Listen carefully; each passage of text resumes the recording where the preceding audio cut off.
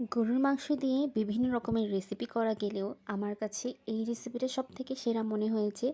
কারণ আজকে আমি চাইনিজ যে মূলা আছে সেই মূলা দিয়ে আর আলু দিয়ে এই গরুর মাংসের রেসিপিটা তৈরি করেছি এবং এই রেসিপিটার টেস্ট অনেক ভালো হয়েছে। যেই খেয়েছে আমার বাসায় সবার কাছেই ভালো লেগেছে।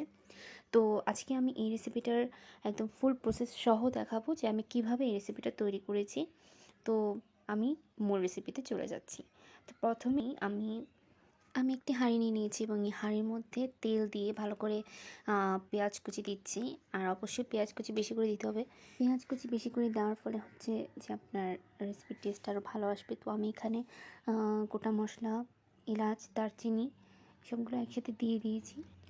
সবগুলো উপকরণ দিয়ে দেওয়ার পর আমি এখানে হচ্ছে আদা রসুন পেস্ট, যেটা এখানে আমি 3 থেকে 3.5 টেবিল স্পুন হচ্ছে আদা রসুনের পেস্টটা দিয়েছি।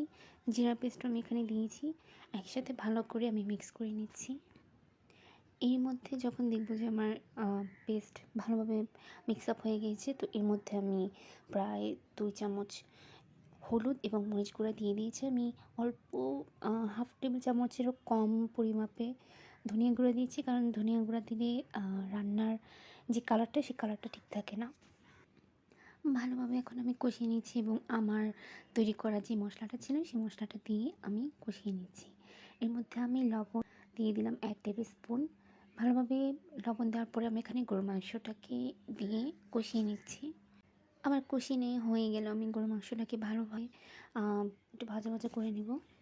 তো ইতিমধ্যে হচ্ছে আমি মশলাগুলো দিয়ে ভালোভাবে চুলায় কষিয়ে নিচ্ছি।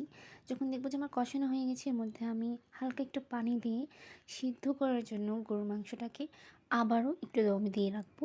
ভালোভাবে যখন সিদ্ধ হয়ে যাবে তখন এর মধ্যে যেই মূলাগুলো ছিল, মূলাগুলোকে ভালো করে ধুয়ে মূলা আর কিছু আলু দিয়ে আমি ভালো করে মিক্স আপ করে নিচ্ছি। সবগুলো একসাথে মিক্স আপ করে নিয়ে আমি ভালোভাবে আবারও কষাবো মাংসটা ভালো করে সিদ্ধ হওয়ার জন্য এবং মূলাগুলো ভালোভাবে নরম হয়ে যাওয়ার জন্য আমি হচ্ছে ভালো করে কষিয়ে নিচ্ছি।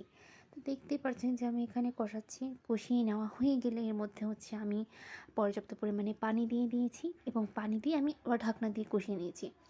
তো যখন দেখলাম যে আমার মূলা আলুগুলো সিদ্ধ হয়ে গেছে, তখন আমি মরিচ আর হচ্ছে এখানে কিছু ধনিয়া পাতা দিয়ে রান্না শেষ করলাম।